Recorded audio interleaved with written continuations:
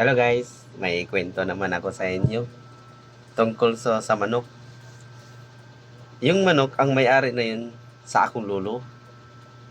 Ang galing guys, grabe.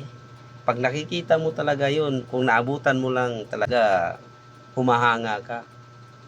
Biruin mo guys, 30 ka panalo. Isang bagsakan lang yan. Lahat ng mga kalaban niya, bagsak lahat. Ay, biruin mo. Baba, taas ang laban yun. Pag nandun sa taas, grabing kumisig.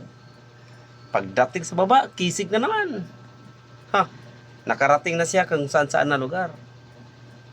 Na Luzon, Visayas at Mindanao.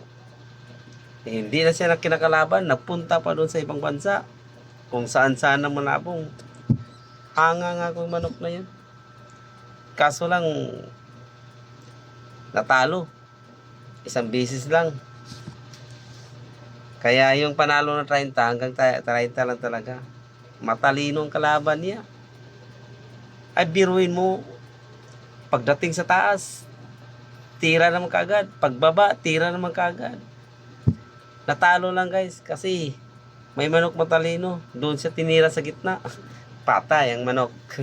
Kung naabot pa lang sa taas o sa baba at sa taas, panalo sana. Kaso lang sa gitna tinira eh. Patay na.